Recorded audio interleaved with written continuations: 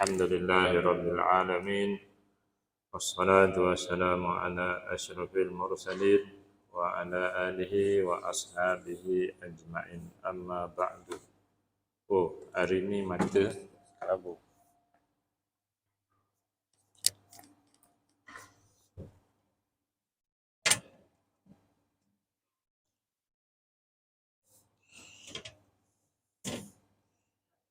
Huh?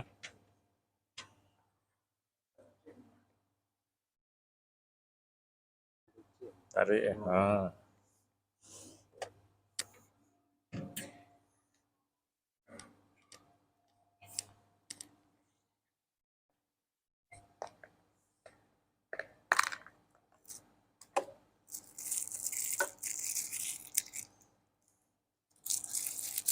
Hari ini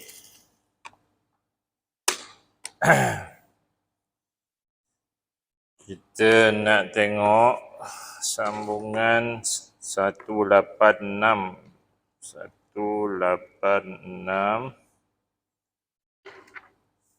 yang lepas tentang tertib tertib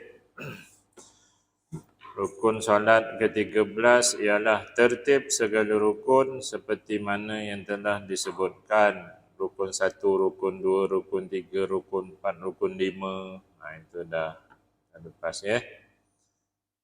Ia merangkumi niat seiring dengan takbiratul ihram. Selagi kita pegang niat itu sebagai rukun solat, maka hukumnya ini tuan-tuan niat seiring dengan takbiratul ihram. Jadi kalau waktu wuduk tu dah niat nak solat zuhur dah, nanti Allahu Akbar dalam hati tak ada niat, solat jadi batal. Sebab antara makna tertib ialah niat seiring dengan takbiratul ihram. Niat dan takbiratul ihram serta Al-Fatihah dilaku ketika berdiri. Jadi tigalah tu, niat ketika berdiri, takbiratul ihram ketika berdiri, Al-Fatihah ketika berdiri. Okey. Tasyahud dan salawat ke atas Nabi SAW dilakukan ketika duduk. Jadi situ ada dua, tasyahud sambil duduk, ketika duduk, salawat juga ketika duduk. Jadi kalau kita pecah-pecahkan tuan-tuan, selain daripada susunan rukun 1, rukun 2, rukun 3, rukun 4 dalam solat tu, makna tertib lagi, kalau kita pecahkan dah, dapat apa? 1, niat seiring, maksudnya serentak dengan takbiratul ihram.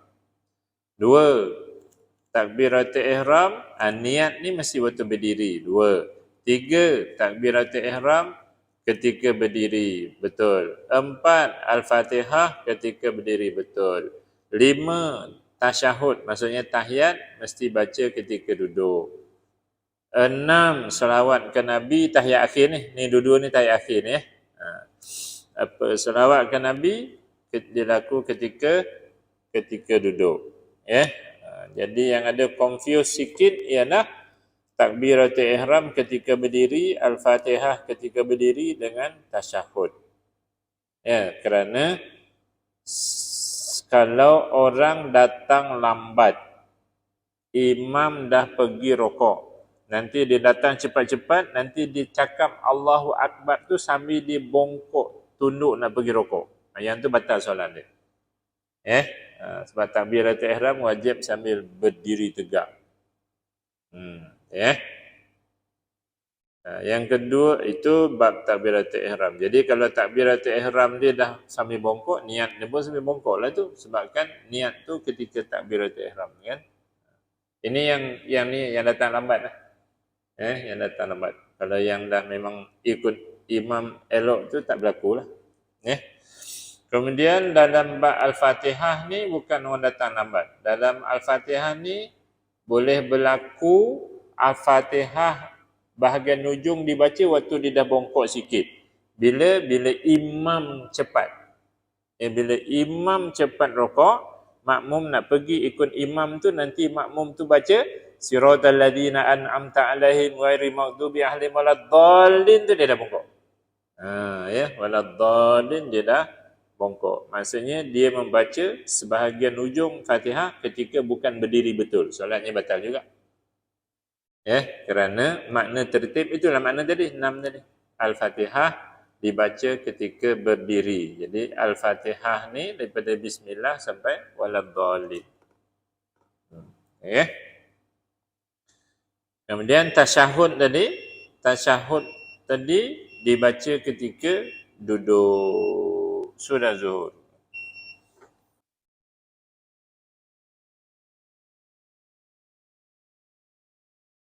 Saya pernah minta kawan-kawan kita geng Masjid Surau beritahu saya lafaz-lafaz doa lepas azan. 90% gagal memberitahu lafaz-lafaz. Jadi tuan-tuan kena Google balik lah. Kan ni kan tuan guru Google kan. Minta lafaz doa lepas azan. Tuan-tuan kena tengok balik lafaz tu. Sebab bila saya tanya, okey kan kita baca Allahumma rabba hadhihi da'wati tammah ni kan. Bila saya tanya Allahumma, okey itu satulah lafaz. Lepas tu apa dia lafaznya? Allahumma 90% kata rabbaha. Rabbaha. Tak kan dibaca Allahumma rabba hadhihi da' kan? Jadi bila jawab rabbaha maknanya dia tak tahulah apa lafaznya. Jadi doa-doa yang lepas azan semua ni tuan-tuan nak kena kejap ni nak cerita benda ni lah. Nak kena tahu apa yang kita sebut tu. Jangan sebutnya Allahumma rabba hadhihi da' apa dia? Entah. Yang tu tak pakai ya. Dia jadi macam burung kakak tua. Dia pandai sebut tapi dia tak tahu apa dia sebut. Jadi orang Melayu ni dengan kalimah-kalimah Arab ni jangan pandai sebut tapi tak tahu apa sebut. Bahaya lah. Ramai macam tu kawan-kawan. Kamu je tua ke muda ke, bila Ustaz tanya, okey sekarang ni kalimah-kalimah word by word. Kalimah demi kalimah. Kan? Yang pertama Allahumma, yang kedua kalau nya rabbaha. Kata mana ada rabbaha, yang adanya rabba. Kemudian hadhihi, kemudian ad-da'wati. Jadi maksudnya kena tahu tu lafaz.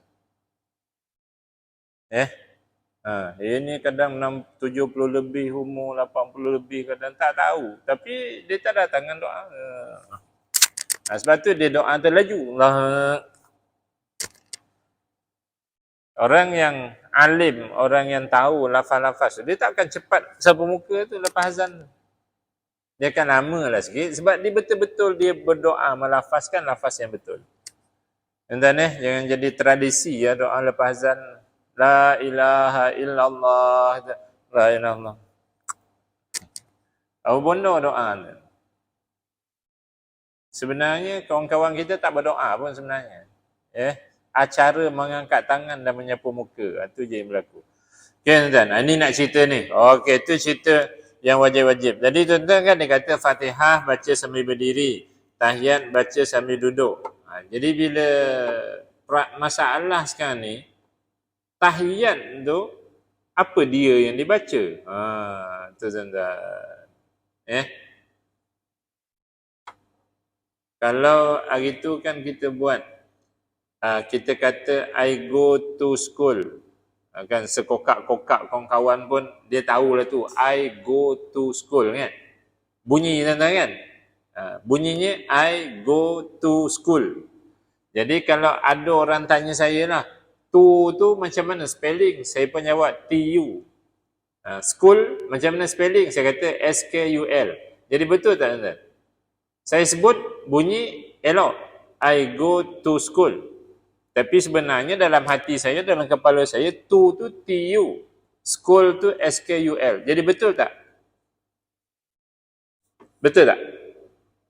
Tak betul, batal solat. Kalaulah I go to school tu bacaan wajib dalam solat. Ni saya nak ambil contoh. Itu bacaan wajib. Bunyinya I go to school. Tapi yang nak sah solat, tu TO. School tu SCHOOL tu school. Baru sah solat. Jadi kalau saya sebut betul, I go to school, tapi dalam kepala, dalam hati saya ni, to tu TU. School tu SKUL. Batal ke sah salat? Batal lah. Sebab kalimah yang kita sebut tu bukan kalimah yang Allah nak. Jadi banyaklah punca solat batal. Sebab tu kadang tengok perangai orang Melayu ni tak berubah. Dia solat cukup 5 waktu jemaah 5 kali masjid, tapi perangai tak berubah tu. Anak perempuan dia tak pakai tudung, ayah dia diam je. Tak ada nasihat, tak ada tegur, tak ada nasihat. Ayah dia solat jemaah 5 waktu. Tapi ayah dia tak melaksana kewajipan menjaga anak perempuan daripada neraka. Ramai tak macam tu? Bila saya semak solat ni baru jumpa jawapannya. Mengapa itu sikap ayahnya? Membiarkan anak dia tak pakai tudung wahal dah akhir balik. Rupanya ayah dia tu at-tahiyat tu tak tahu apa, dia tahu sebut je. Tapi dia jahil apa lafaz. Sebab tu kan tu lafaz yang wajib-wajib lah. Pergi 187 ni cerita yang wajib pun tak selesai. Jomlah tuan-tuan pergi 150. Lafaz tahiyat ni. Fatihah tahu kot lafaz. Lafaz tahiyat ni 150. Jadi tuan-tuan boleh Google jugalah, guru Google. Kan kat sini. Tuan-tuan tengok tu. Kita sebut at-tahiyya kan. Kalau at-tahiyya dia tak jadi tak betul lah. Kalau sebutnya at-tahiyya kan. Ha pedas. Dia bukan ha gelung. Jadi sebut macam mana tuan-tuan? At-tahiyya. Dia ha. Kemudian ta tu ada sabdu. Jadi at-tahiyya. Kalau at-tahiyya salah lah. Kemudian ya tu ada sabdu. Jadi kalau at-tahiyatu batal lah. Salah lah. Sebab ini bacaan wajib jadi batal lah. Yang betulnya ya tu ada sabdu at-tahiyatu. Tu bunyi tu tuan-tuan sebab ta terbuka tu, ta maftuhah, bukan ta gelung titik 2 tu. Bila saya minta orang Masjid Surau ada pen ada kertas nulis, ramai sangat yang ta gelung titik 2. Jadi i'tikad dia selama ni at-tahiyatu tu ta gelung titik 2, bukan ta terbuka ni, bukan ta maftuhah. Itu yang saya maksudkan tu. Kita bunyi ada tapi tidak confirm lagi kita tahu apa yang kita bunyikan. Sebab ini bukan lafaz Melayu tuan-tuan, ini lafaz Arab. Kalau lafaz Melayu no problem. Saya kata saya pergi pasar, ni biasa contoh yang saya ambil lah. Saya pergi, walaupun bunyi pergi, tapi tuan-tuan tahu kan apa di kalimahnya? P-E-R-G-I, betul tak? Sebab itu bahasa kita. Kita tak kata pasar. Kan R tu pasar, jarang orang bunyikan. Orang sebut pasar je. Tapi dia tahu kalimahnya, perkataannya P-A-S-A-R. Itu bahasa kita, kita tahu. Ini bacaan dalam solat bahasa Arab. Saya risau, ramai yang tak tahu. Dia hanya tahu bunyi. Jadi kita kena pakat tengok balik. At-tahiyyatu al-mubarakatu. Jadi ta tu tuan-tuan, ta at-tahiyyatu tu, dia pergi sangkut pada alif lam, pada lam tu. At-tahiyyatul mubarakatus. Ta tu pergi ke sad tu pula. Alif lam dia tu tak bunyi lah. Sebab alif lam asy-syamsiyah, dia tak ada bunyi kan. Terus kepada syim kan. Jadi pada sad. At-tahiyyatul. Tuan-tuan, bila saya minta orang dewasa-dewasa ni, orang tua-tua ni dah, menulis balik, ada yang eja at-tahiyyatul tu ta waw lam. Dia eja. Tul tu, i'tikad dia yang dibaca ta waw lam, tul. Bukannya alif lam tul tu. Jadi tuan-tuan tengok balik at-tahiyyatu. Makna dia apa? Segala penghormatan. Al-mubarakatu. Lepas ba ada alif, lepas kaf ada alif. Jadi tak boleh baca at-tahiyyatul mubarakatu. Tak boleh sebab mubarakatu itu cara sebut, orang Arab sebut. Orang Melayu je sebut mubarakatuh, mubarakatuh. Orang Arab tak sebut macam tu. Sebab Arab dia tahu, sebab itu lafaz dia. Orang Melayu dengar telinga bunyi mubarakatuh, mubarakatuh, mubarakatuh. Mungkin orang pertama dulu mubarakatuh, tapi pindah-pindah dengar bunyi, last kali mubarakatuh. Jadi batal lah solat dia tuan-tuan. Sebab itu bukan lafaz yang disyariatkan. Jadi as-salawatut thayyibata lekat pada ta. Dia tut thayyibatu. Kan? Thayyibatu salah. Thayyibatu lafaz jamak. Kalau thayyibatun lafaz mufrad, lafaz satu. Lafaz jamak thayyibatu lillah. Itu dah tuan-tuan. Riwayat hadis, tuan-tuan tengok 151. Ni tahiyat paling pendek tuan-tuan. Atas tu, at-tahiyyatu lillah. Salamun alaika ayuhan nabi. Dia tak ada al-mubarakatu, as-salawatu, at-tayyibatu, tak ada tuan-tuan. Ni lafaz paling pendek. Jadi, lafaz yang keseluruhan riwayat ini sebut tuan-tuan ialah at-tahiyyatu. Boleh? Jadi tuan-tuan pegang lafaz yang keseluruhan riwayat ni sepakat ialah at-tahiyyatu. Yang berikutnya tu dia ada berbeza. Okey, cuba tuan-tuan bayangkan orang tu bangun pada sujud kan. Dia angkat kepala sikit, Allahu Akbar, at-tahiyyatu. Dia tak duduk lagi. Disebut at-tahiyyatu sambil proses dia bangun nak duduk. Maka solatnya jadi batal tuan-tuan. Sebab tahiyat ni, tasyahud tu, tahiyat itu mesti dibaca ketika duduk. Tu. Itu makna tertib. Jadi tuan-tuan, solat tarawih orang Melayu ni banyaklah yang out.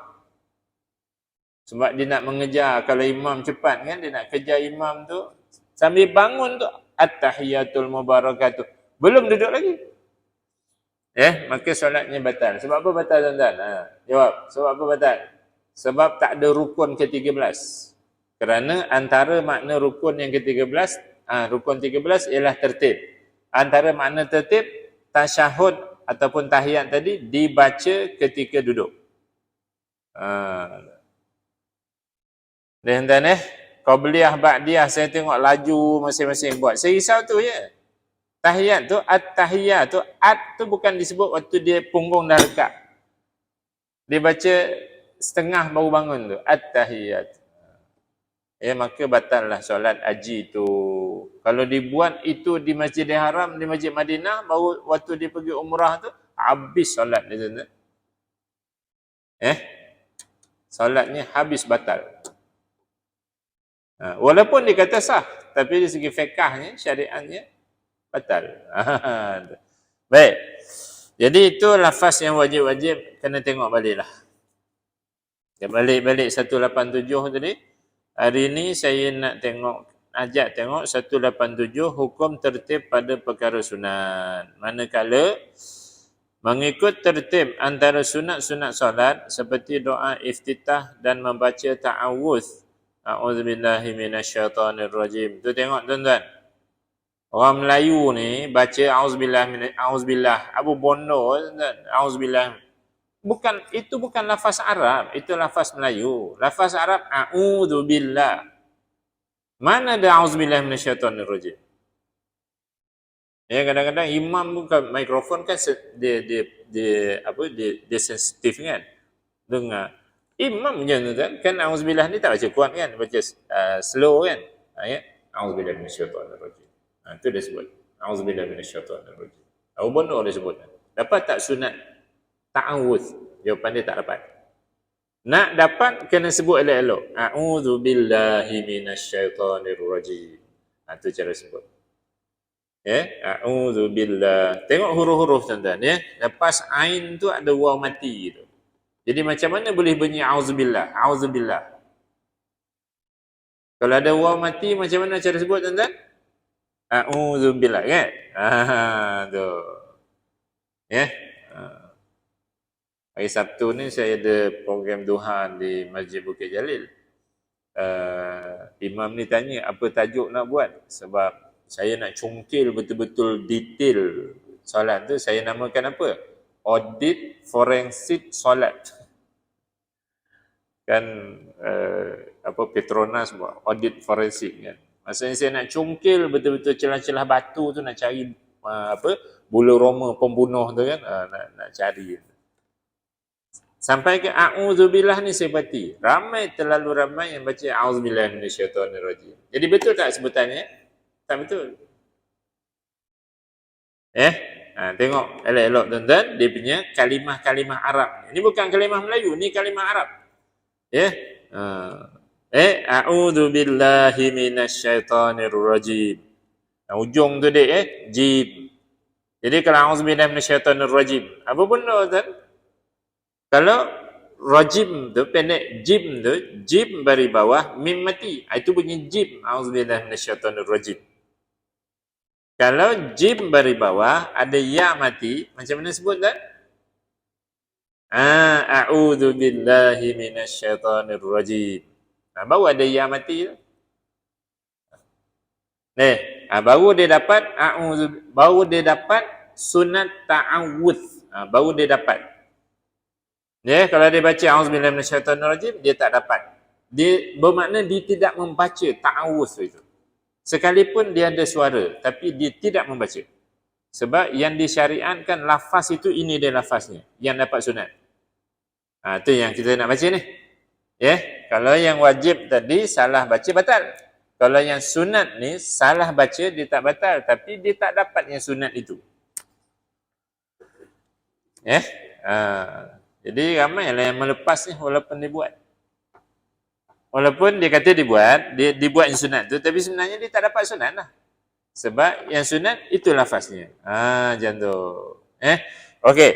Jadi tuan-tuan, yang sunat-sunat seperti doa iftitah dan baca ta'awuz, a'udzubillahi minasyaitonirrajim, dan mengikut tertib antara rukun wajib dan sunat. Ini yang lain ceritalah.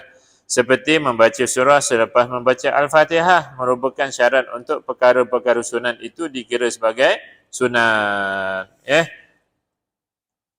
Tertib antara wajib dengan sunat. Cuba tuan-tuan perhati, saya ada depan ni ada berapa alat yang besar. 1, 2, mikrofon 3 Fatihah letak sini. Sorry, tak. Ni Fatihah. Jadi orang ni katalah salat seorang kan. Kalau jemaah mungkin tak berlaku lah kalau salat seorang ni. Dia sebenarnya tadi dia dah baca Fatihah. Dia dah baca surah. Ini rokok tuan-tuan kan susunan kan? Tertibnya susunan. Bila dia dah baca surah, dia jadi was-was. Minal jinnati wan nas. Aku dah baca Fatihah ke belum tadi? Dia timbul. Bila timbul macam tuan-tuan, hukum fiqahnya dia wajib baca Fatihah balik. Dia tak boleh, tak apalah dah baca kot. Rokok batal solat. Kalau was-was dah baca ke belum Fatihah, dia dikira belum baca. Tu Sama macam tuan-tuan datang daripada rumah tak wuduk sampai daripada rumah ni kita keluar pergi masjid sampai aku dah wuduk ke belum?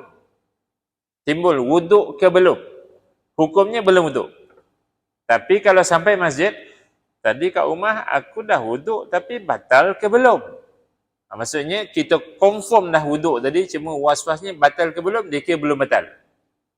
Sebab orinya ada wuduk. Macam tu. Jadi tuan-tuan, Fatihah ni orinya belum baca. Kan? Jadi bila minal jinnati wan nas, ya Allah, Fatihah dia dah baca ke belum? Ni. Dia was-was. Ini surah dia confirm lah sebab minal jinnati wan nas ni. Dia confirm lah. Cuma yang ni dia was-was balik. Hukumnya tuan-tuan dia tak boleh rokok. Kalau dia rokok, solat batal. Jadi dia wajib baca Fatihah balik. Jadi dia baca lah Fatihah ni. Okey. Bila habis dia baca Fatihah,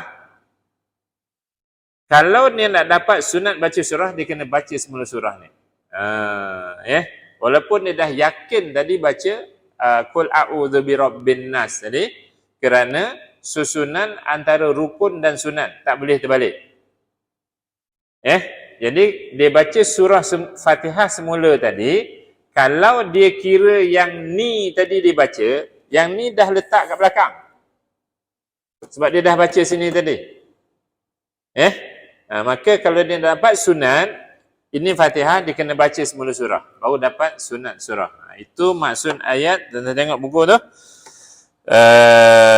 Dan mengikut tertib antara rukun wajib dan sunat seperti membaca surah selepas membaca Al-Fatihah merupakan syarat untuk perkara-perkara sunat itu dikira sebagai sunat. Jadi tadi dia was-was dia baca Fatihah ni, kalau dia nak dapat sunat baca surah, dia kena baca surah semula. Dia tak boleh kira yang dia dah baca tadi. Sebab yang dah baca tadi sebenarnya dah duduk kat sini. Fatihahnya kat sini dah. Jadi kalau dia rokok, maksudnya dia sah salat tetapi tak ada sunat baca surah.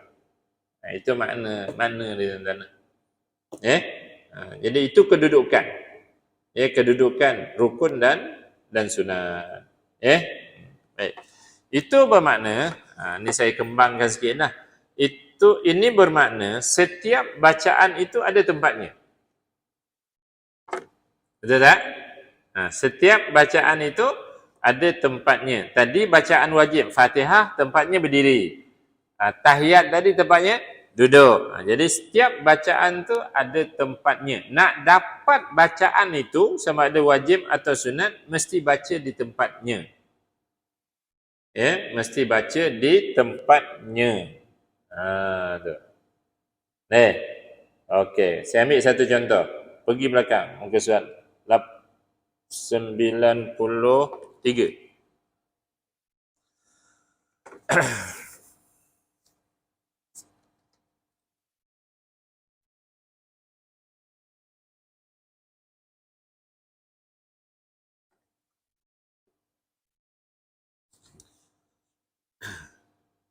Ni cerita takbir nak pergi rokok. Nanti zuhur nanti praktikkanlah. Baik, atas sekali dalam kitab Al-Majmu' An-Nawawi berkata, mula takbir dalam keadaan berdiri dan mengangkat tangan mula serentak dengan takbir. Ini nak cerita letak takbir itu di mana? Letak takbir itu di mana? Bukan boleh main tibai, tuan-tuan.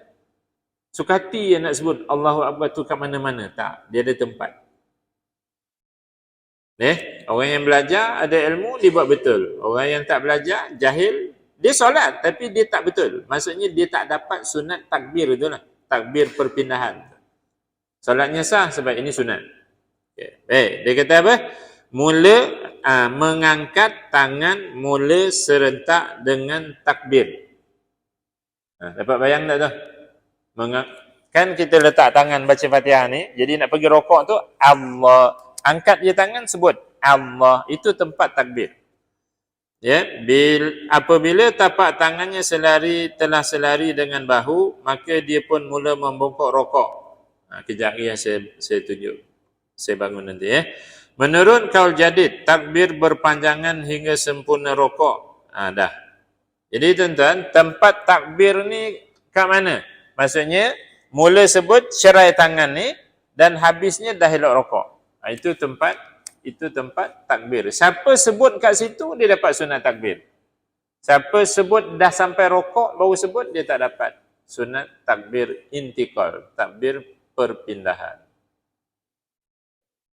Jadi solat tuan-tuan bukan main tibai. Solat ni ada panduan. Solat ada panduan. Siapa main tibai je, budak-budak kata perasan lah tu.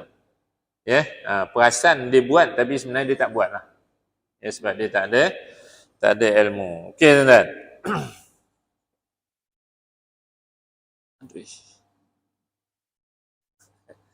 Okey.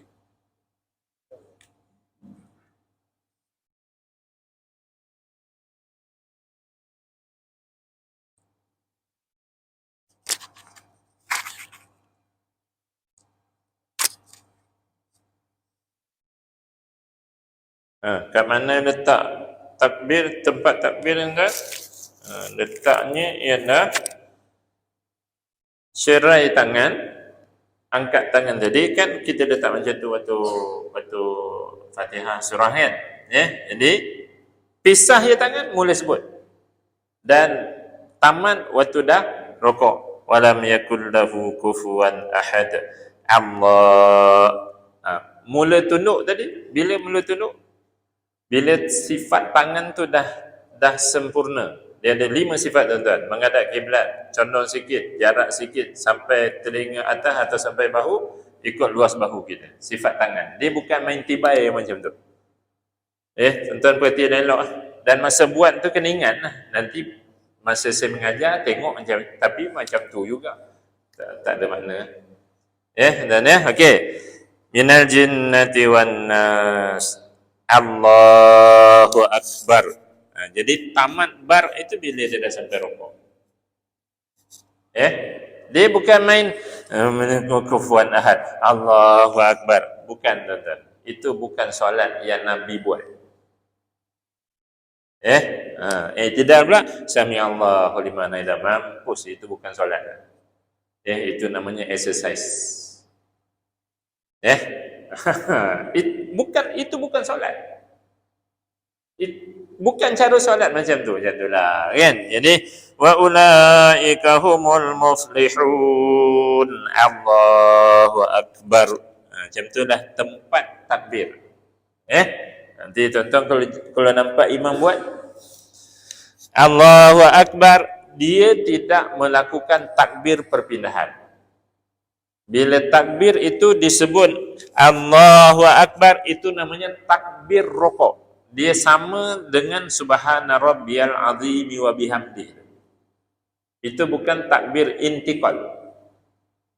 Itu dipanggil takbir rukuk. Dia tak dapat sunat takbir intiqal. Macam tu. Tuan-tuan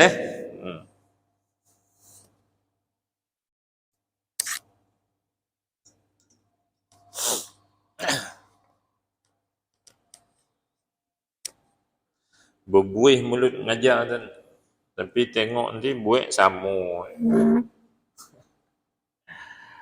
Jadi nak terus ngajar kau nak berhenti Zat. Bila ulang 7 kali dah, tengok kawan-kawan kita surah-surah ni sama je bentuk buat. Jadi terus ngajar ke berhenti? Mungkin kali 21 baru orang berubah kot. Jadi sangka baik. Jadi teruslah ngajar. Boleh jadi bacaan-bacaan ini ada tempatnya. Itulah dia punya formula induk dia. Setiap bacaan ada tempat. Boleh duduk antara 2 sujud tu, Rabbi firli tu dibaca setelah duduk. Bukannya baru bangun setengah tu Rabbi firli warhamni wajburni tak. Dibaca setelah duduk. Wa'fu anni tu disebut duduk lagi. Macam itulah nak faham. Bukannya wa'fu anni tu dah bongkok. Tak. Jadi maknanya siapa antara 2 sujudnya qabliyah ba'diyah tu macam tu ya tuan-tuan, out lah. Tengok memang benda tadi. Anak perempuan dia umur 24 tahun tak pakai tudung. Bini dia pun pakai sulajin ketat. Maksudnya dia gagal membimbing. Bila gagal membimbing maknanya solatnya tak elok. Kalau solat ayah tu elok, confirm dia akan bimbing anak dia. Macam tu lah. Confirm. Sebab solat mencegah daripada keji dan mungkar. Jadi nanti saya takut kita kata kita buat baca-baca yang sunat tapi rupanya tidak diiktiraf sebagai sunat. Sebab apa? Tempatnya tak kena. Kalau yang wajib tadi tak kena tempat, batal. Kalau yang sunat tak kena tempat, tidak dikatakan dia membaca yang sunat. Tapi tak batal sebab hukum dia membaca tu sunat. Ni berilah perhatian comel-comel. Beri perhatian comel-comel. Di samping lafaz-lafaz tu kena tepat juga tempatnya. Tempat membaca tu kena tepat, kena tempatnya. Kan, di samping lafaz tu kena tepat. Dan saya semak baru ni kat masjid mana lafaz kunut saya bawa macam mula saya buat dulu. Saya bawa A4, kemudian minta masjid sediakan pensel 2B je. Kan pen mahal, jadi pensel tu murah. Kan saya minta tulis kunun. Fa innaka taqdi wa la yuqda alaik. Minta tulis supaya saya nak tahu sebenarnya jemaah ni tahu tak tahu dibaca tu. 99% tak tahu tak. Itulah status solat bangsa Melayu yang perlu diperbaiki. Dan insya-Allah kita jumpa lain kali nanti. Kita nak tengok sama tak orang solat itu ada ilmu dengan orang solat ilmu tak ada. Kita nak tengok tu pula. Sekian saja jam solat Zuhur. Assalamualaikum warahmatullahi wabarakatuh.